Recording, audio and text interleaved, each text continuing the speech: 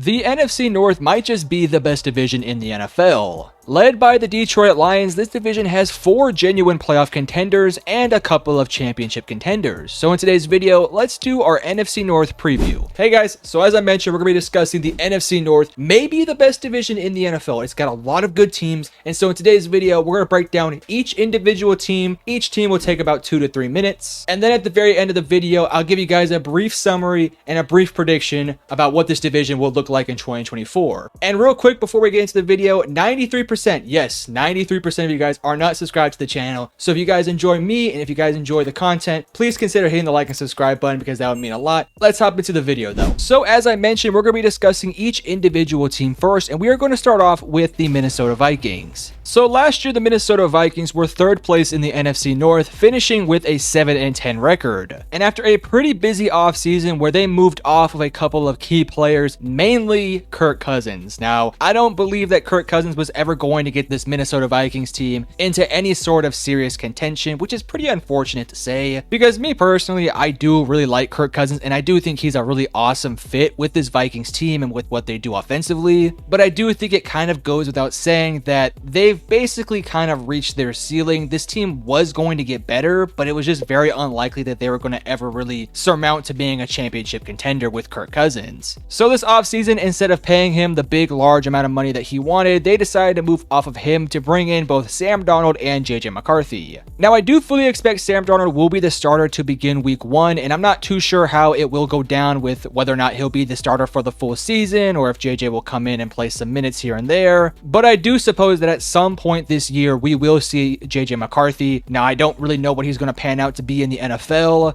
I did think that JJ McCarthy was worth a first-round pick. I didn't think he was worth a top 10 pick, but given where the Minnesota Vikings were in the draft and given their biggest needs, I do feel as if JJ McCarthy was the right pick at the right time for the Minnesota Vikings. I do personally believe that JJ McCarthy, if he does play week 1 of this season and does play the full season, will have a decent rookie season. And if he doesn't play any snaps, then I do think Sam Darnold is still a very good quarterback and can easily have this Minnesota Vikings team be in a pretty good spot within this division. On the defensive side of things, they brought in a bunch of brand new players such as Jonathan Grenard and Andrew Van Ginkel and a couple other players. I think this was a pretty productive offseason, all things considered, for the Minnesota Vikings. Also, I don't know why I didn't mention him, but Dallas Turner, he's also a freaking stud, so I'm excited to see what he can do as well. I think in general, this Vikings team got significantly better this offseason, even though I don't think they'll be much better record-wise because of the new quarterback that's going on, and it's just hard to predict what a rookie JJ McCarthy or a first-year Sam Darnold with this team at least is going to do next year. So in all likelihood, I do think this team will be relatively similar to what they were last year, if not a tad bit better. I think they'll win somewhere between 7 to 10 games next year. Now let's go ahead and move on to the Green Bay Packers. A lot of people's favorites to win this division. I won't give you guys my prediction quite yet. I'll save that for the end of the video. Last year in 2023 was the first year of Jordan Love, and in his first year, he went 9-8 and had a pretty productive season, made a deep playoff run, and had a lot of fun on the way. This offseason, they made the roster a lot better with some key additions like Josh Jacobs on the offense, not to mention Jordan Morgan, the new offensive tackle. Will he play in year 1? We'll have to wait and see. Defensively speaking, you got better in some ways, not a bunch of major changes, but you did bring in guys like Edgerrin Cooper, Xavier McKinney, and Javon Bullard. It's unknown quite yet what both Edgerrin Cooper and Bullard are going to do because they're young players, but I do expect them to get a bunch of playing time this season. And as it goes for Xavier McKinney, he was one of my favorite free agent additions this offseason. Go back to my free agency video. I have a lot of high praise for this move for the Green Bay Packers. I think the key for the Green Bay Packers to have a more successful season than last year is going to be that they're going to need some consistency with Jordan Love. Last year, Jordan Love was fantastic, and I mean fantastic, arguably an MVP level quarterback in the back half of last year. It just took him a little bit of time to actually get to that point because early on, it was kind of ugly at certain points, but man, when that guy got going, that team was deadly. Jordan Love now enters into year 2 as a starter with a lot more expectations. I've heard some people call him a future MVP. I've seen some people call him a future Super Bowl champion, with Green Bay Packers fans arguing that he could win both in this year. And while I'm not going to sit up here and tell you guys that Jordan Love will win MVP and will win a championship this year, I at least think that he has a good chance of doing so, at least for the majority of his career. Jordan Love is a young quarterback with a lot to prove, but man, when he was playing good last year, it was some good football to watch. This team got better, and it's just going to continue to get better because they're a young team that's still developing. I think there's still some holes along the offensive line and some defensive positions, but if the rookies can come in there and play at a high level, this is going to be a team that can genuinely contend for this division. Next year, I think they'll win somewhere between 10 to 13 games, but I wouldn't be shocked if they were somehow able to win over 13 games because I believe in Jordan Love just that much. Next up, we'll talk about the Chicago Bears, maybe arguably the biggest story of the offseason because man, they have been through a bunch of changes thus far. Last year, the team went 7-10 and finished last in the division, and I will say this, there is finally some expectations for this Bears team to be pretty damn good this year. Offensively speaking, they brought in a number of players to fix up some of their key issues. Obviously, the biggest story of the offseason was Caleb Williams, and for some reason, it's still a big story because of the contract situation. Assuming that situation does get figured out, Caleb Williams will be the starting quarterback week 1, and I could not be more excited to see what he can do come week 1. Then you brought in a number of other players too, such as DeAndre Swift, Rome Odunze, and Kevin Byard on the defense. And while it's hard for me to sit up here and tell you guys this team is going to be a championship contender in year 1 of Caleb Williams, I will say that this is a team that does have a really close caliber of a roster to being one of the best teams out there. Offensively speaking, I think the trio of DJ Moore, Keenan Allen, and Rome Odunze on paper sounds like maybe the best receiving core in the league. And I think a running back trio of DeAndre Swift, Roshan Johnson, and Khalil Herbert sounds absolutely dynamic and fun with different guys that are good at a number of things. DeAndre Swift being more of your change of pace back that can catch a ball in the backfield and take it to the house. Roshan Johnson being kind of your do-it-all guy, but mainly a big bruising back. And then Khalil Herbert, who is basically your traditional running back, who's a speedy guy, but also can do basically a bit of everything.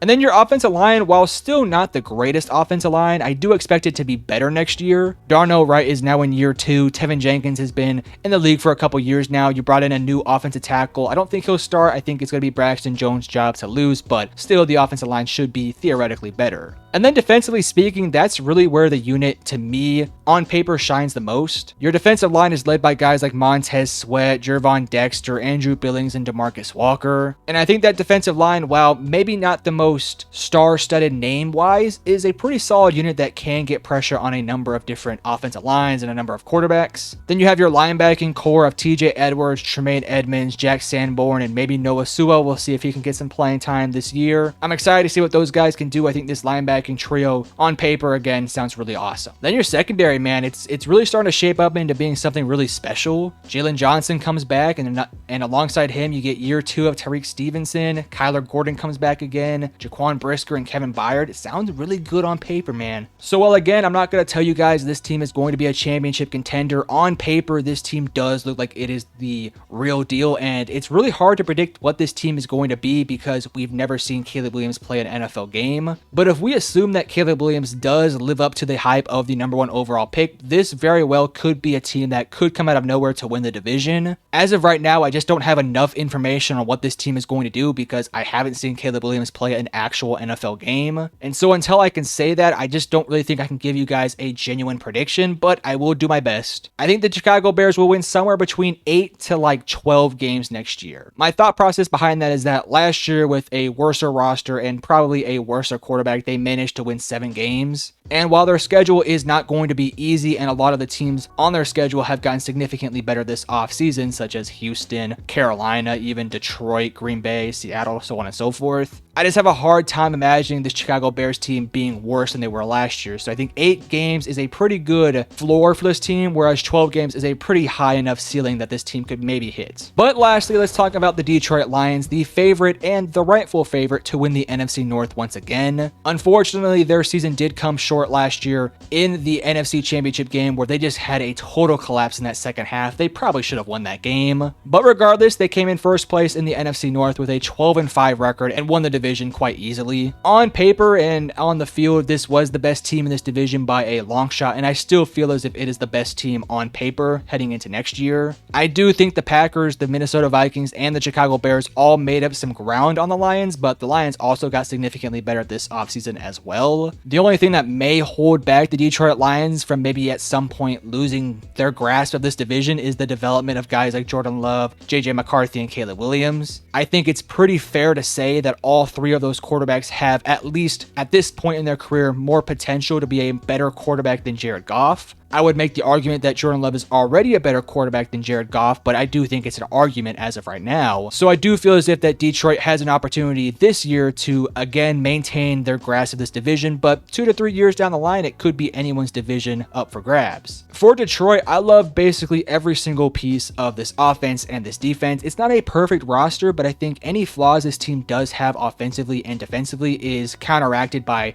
fantastic coordinating coaching. Offensively speaking, I don't think that there is a dynamic number 2 receiver next to Amon-Ra. Like, I love Jameson Williams, but I haven't seen anything on the field to make me convinced that he's a star. And then next to him, you have guys like Donovan Peoples-Jones and Khalif Raymond. I'm not sure what you're getting from those guys this year, but it doesn't really matter to me because I think that this offensive scheme is such a good scheme and they know how to use it so effectively that you really don't need stars surrounding Jared Goff. With this dynamic run game with guys like David Montgomery and Jahmyr Gibbs and this fantastic offensive line spearheaded with guys like Taylor Decker, Penei Sewell, and Frank Ragnow, it's an offensive system and scheme that quite literally is very difficult to beat, and the only team that last year was able to beat it was secondary, and they fixed it in a big way this offseason. Their secondary right now looks like this: Carlton Davis, Terrion Arnold, Amik Robinson, and Ennis Rakeshaw Jr., not to mention Emmanuel Mosley, will be their cornerbacks next year. And then they have a safety tandem of Kirby Joseph and Brian Branch. I'm very excited to see what that secondary can do next year because I think it has potential to be one of the better units in the NFL. So with all of that being said, I think Detroit is in for a massive season. I think they are clearly the favorites to win the NFC North, and I think big picture wise, they might just very well be the favorites to win the entire NFC. So for next year, I think they'll win somewhere between 12 to 14 games. I think anything under 12 games next year would be considered a bit of a disappointment. And I do personally believe that the Detroit Lions are on Super Bowl watch. They are one of my favorite teams to win the Super Bowl that is not named the Kansas City Chiefs. And of all the teams in the NFC, I do think the Lions are the favorites to win the NFC Championship.